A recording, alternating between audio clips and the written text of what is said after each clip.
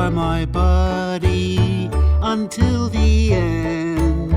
More than a buddy, you're my best friend. I love you more than you will ever Crazy Crab in the house, and today I'm gonna review Child's Play 2019, the brand new film just out in theaters, just got back from the movies. I'm a longtime and dedicated fan of the original Child's Play franchise. It's my favorite horror franchise, and there are definitely a couple of downers. I'm not a fan of every film in the franchise, but I love Brad Dourif as Chucky, and I really enjoy the majority of Child's Play films. This one, though, is not your typical Child's Play movie because it's a reboot, a reimagining, a totally new idea and a new place to take this franchise that has gotten to the point where it was straight to DVD for the last couple of movies, and now Don Mancini, the original creator, is working on a TV series for that universe. So I'm definitely looking forward to the TV series, but I was also really super excited for this reboot. It is one of my most anticipated movies of the year. Yes, you have Mark Hamill now, Luke Skywalker himself, voicing the new Chucky doll, but it's going to be a different storyline, so I'm ready for that. I'm not going to compare it too much to the originals.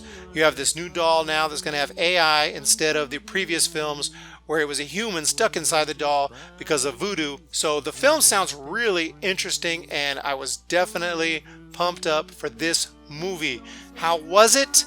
Well, it did not exceed my expectations, but it didn't fall too short either. So it was pretty damn good in a lot of ways, and it was also somewhat disappointing in a lot of other ways. So let's get into it. I'll try to keep this review short and to the point. So let's get into the positives. The new idea, AI. So you can connect this doll to your phone and it can control all types of devices. I thought that was a great idea and a great way to take the Child's Play name into a different but still really cool direction. And it also made for a creepy, scary freaking doll. So that was good. Also the kills, the gore, the blood, all that, the creativity in the kills is all up to par. So if you like crazy creative kills in your horror movies, this one has it. There was also tension, there was suspense, there was horror. As much as I love the Child's Play films, there's really only two that were really scary to me. The original Child's Play and then 2013's Curse of Chucky. I thought those were the two scariest. And this one is pretty scary. Maybe not as scary as those two, but this one is pretty freaking scary. And the last of the positives was the acting, which was pretty good across the board. Andy, played by Gabriel Bateman, was really good. His mom was good. Mark Hamill, of course, did a really good job with his lines.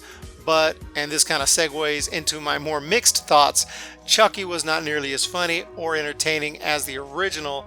Although that was kind of expected, I did think he would have a bit more personality than he did. But again, that said, in the context of this film, with the AI aspect, this is not a human inside the doll, so it does make sense that he wouldn't have too much of a personality.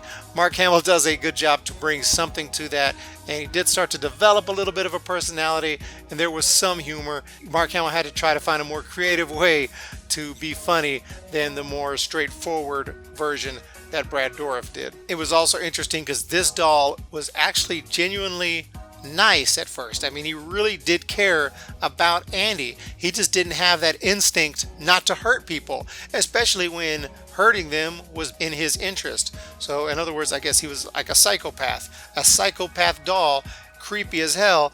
When not trying to compare him to the original, he actually really worked well for this film and for what they were going for. The humor in the movie, I'd say, was 60% annoying, 20% kind of cute, kind of funny, and 20% actually funny, where I actually laughed. Including one moment, it involved Chucky, that was genuinely hilarious. I actually laughed out loud. Gotta give credit there.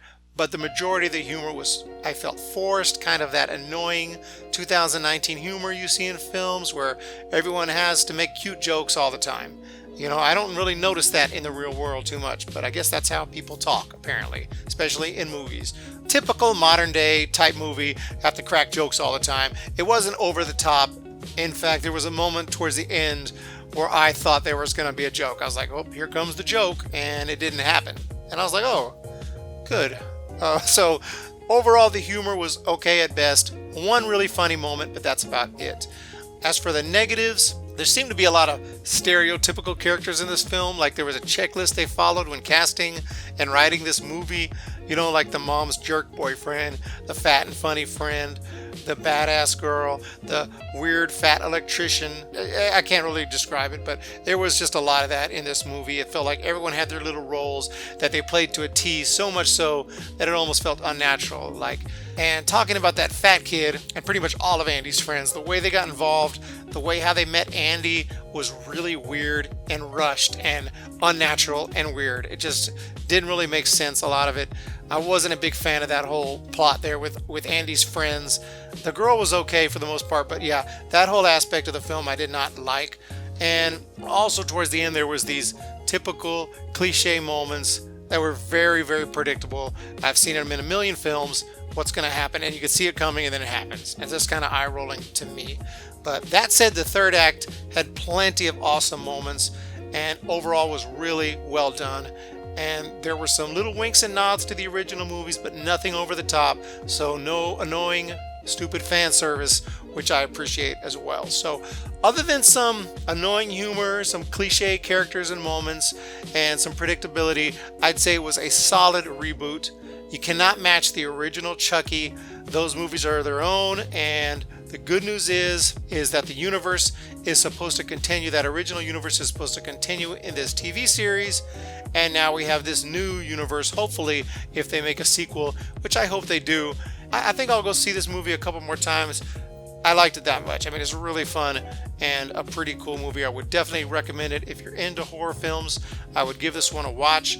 It's scary, it's exciting, it's cool, and it's pretty freaking good. And I'd say a lot of the negatives that I mentioned are kind of pet peeves of mine that won't bother a lot of other people. So overall, really good. I'm going to give this Child's Play movie 7.5 out of 10 Lucases.